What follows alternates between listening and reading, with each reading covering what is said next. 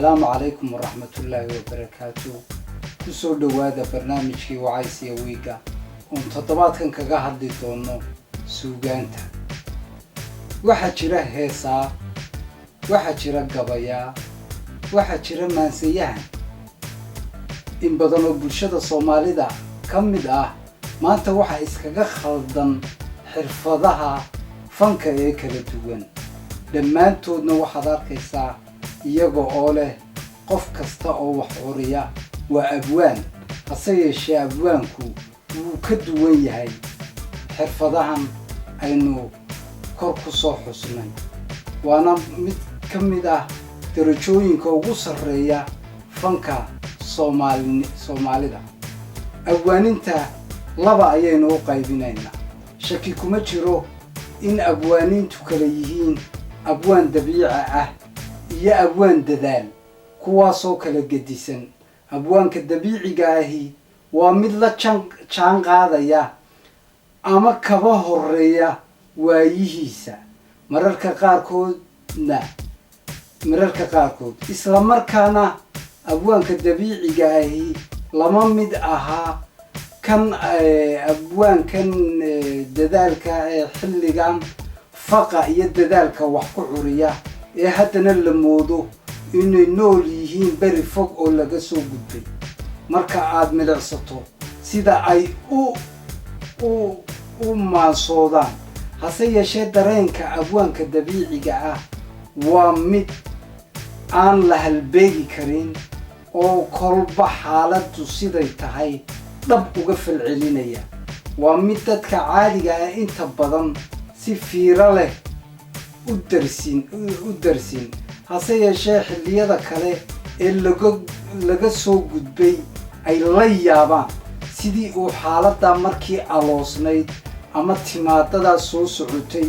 uga soo dhex saaray xaalad kale ama arrin kale isaga oo mala awaalkiisa midabo iyo sawirro yaab leh oo loo wada bogay ugu muujinaya sawirrada abwaankani alkuma waxay u kala bixi karaan qaar waqtigoodii la saan qaadaya iyo kuwa la socda casharada nolosha ee xilli kasta taagan oo aan hadhayn kuwaas oo dhacda waagii baryaba sii sifaysmaya taas macnaheedu ma aha in uu gelayo waxaan nolosha caadiga ah la xidhiidhin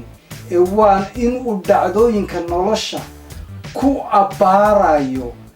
ka abaarayo meelo ugub ah oo aan isaga hortii cidi isku dayin halkaa waxa uu kala mid noqon karaa dadka waxindisa ee carre edeg ku kala nool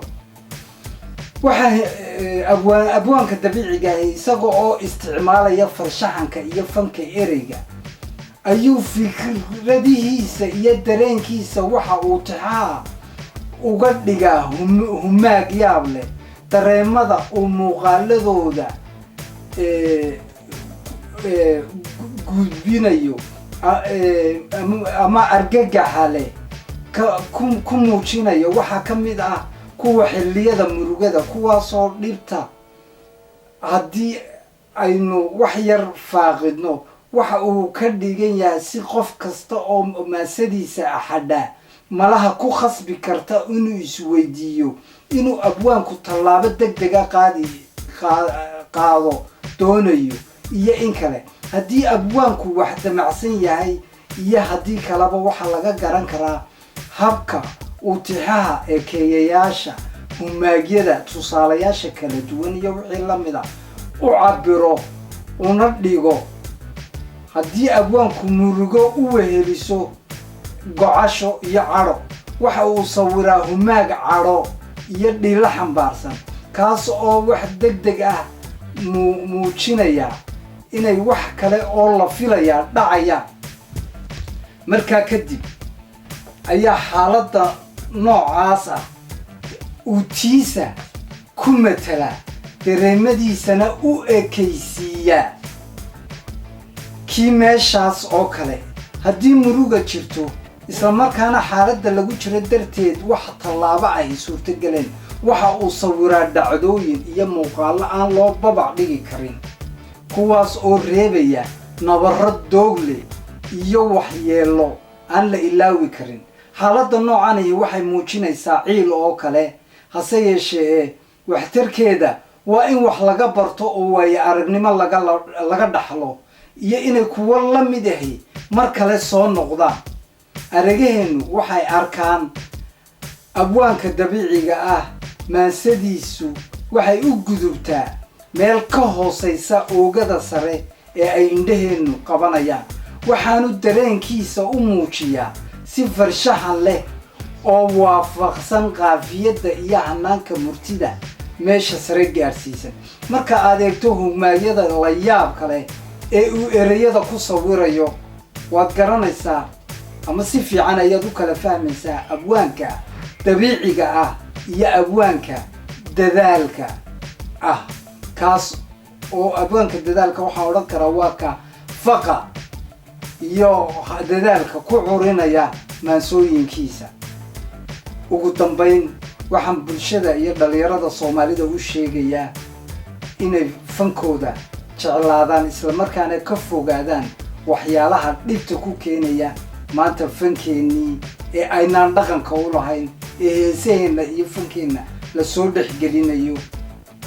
والسلام عليكم ورحمة الله وبركاته وفرصمدي محمد جني جي استوديو يعني